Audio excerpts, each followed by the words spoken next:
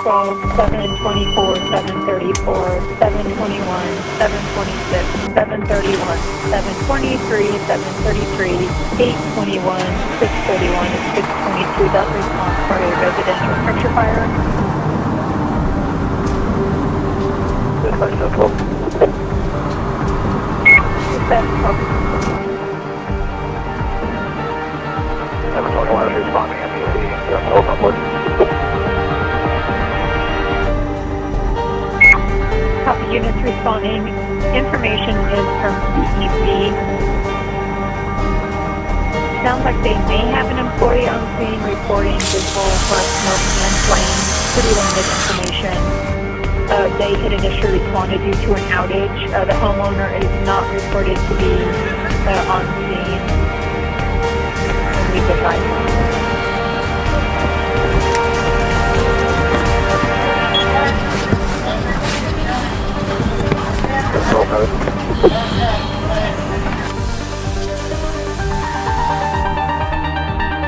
Dispatch 711.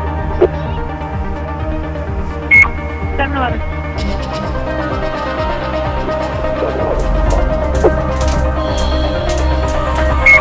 16 lanes. Dispatch 710. 16 lanes.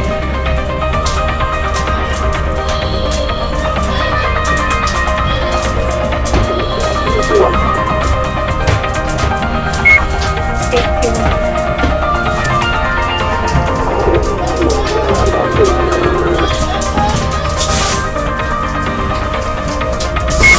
Copy, and we can't determine deputy is out of the area. They're trying to get proximate fire.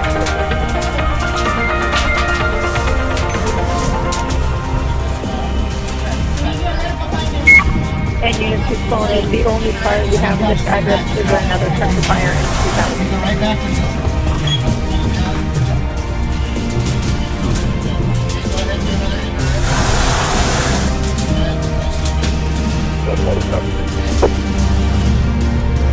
Dispatch 612.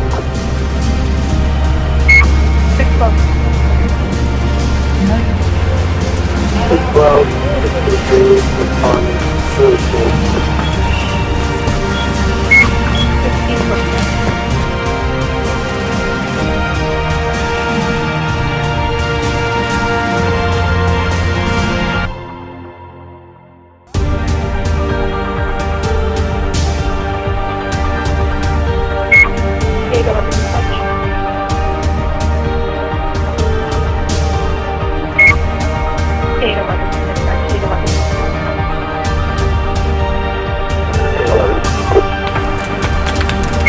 We're at a 10-minute break.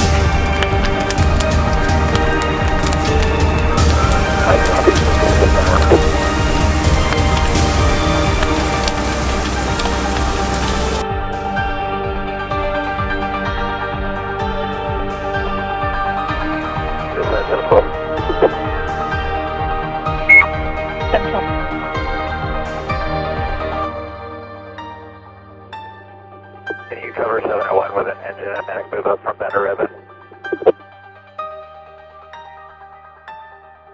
You want an engine and a medic? Affirm. Copy. This has been planned for several months and real actively for the last month to 6 weeks getting the detailed plans developed. But we worked with the developers for several months trying to find a time that works, working with the local regulatory agencies from the city to the county and everybody that is associated with the building. It takes time to get that organized and coordinated. Right, I'm Roger Johnson. I'm the fire chief for Sisters Camp Sherman Fire District. It's a really rare opportunity to get to practice our real-life firefighting skills on an acquired structure like we have donated here. It's difficult to simulate some of the things that the firefighters will experience in a home where we can actually use fire in a controlled setting, to simulate what they would experience in real life in a hostile fire. So it's a tremendous opportunity for our staff from a training perspective.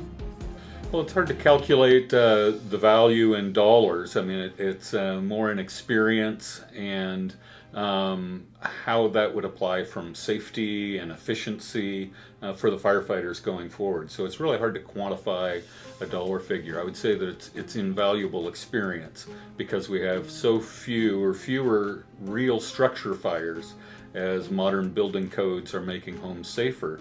We have fewer structure fires, which makes it harder to gain the experience that firefighters need when one occurs. So it is invaluable to us. I think it's important for the public to recognize how beneficial these types of training fires are for us. Some of the immediate neighbors may experience a little bit of smoke or a little bit of inconvenience.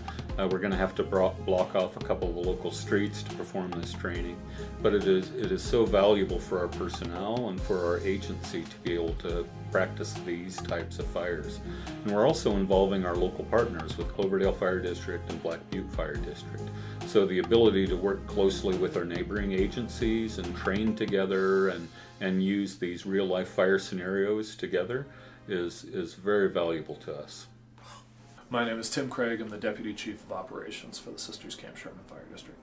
In order to prepare the structure for burning, we've followed NFPA 1403 standards. We have added a bunch of drywall to the structure. We've made sure that the asbestos has been cleaned out of there. We've really made the structure safer. We've removed all of the windows, replaced those windows with oriented strand board, basically plywood, so that we have the ability to get in and out of those windows as necessary for emergency egress if something were to go sideways with the burn. We've really focused on firefighter safety.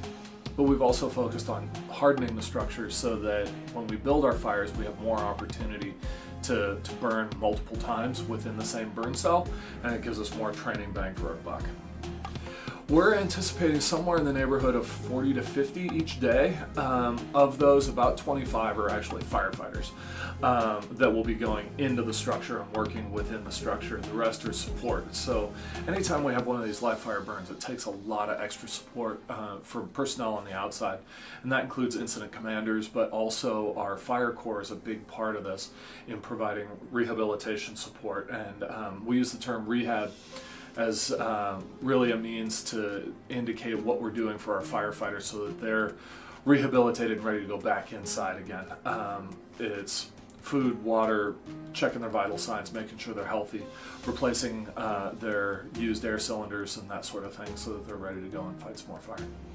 We're going to simulate room and contents fires utilizing just pallets and straw as our fuel, and we'll let the fire develop enough that the firefighters see some heat, that they feel what that feels like, but it's not going to get so hot that it's going to cause any damage to any of the PPE or any damage to any individuals. We certainly want to avoid injury. That's our primary concern with all of this. But we need to find a balance between a real fire and a simulation, and this is really the best way that we can do that. This is something that I would say that most of our firefighters are pretty excited about, and it's an opportunity that doesn't come along all that often. It's been 2.5 years since we've had the opportunity to burn a structure like this, and like I said, it's really it's the best way that we can train for the real deal. It's as close as we can possibly get without actually just lighting a house on fire. So this is really a pretty fantastic opportunity for us. We need the support of the community around the structures. We need the support of the city, and we need the support of the fire agencies surrounding us in order to be able to do this. And we're really lucky that we have all of those.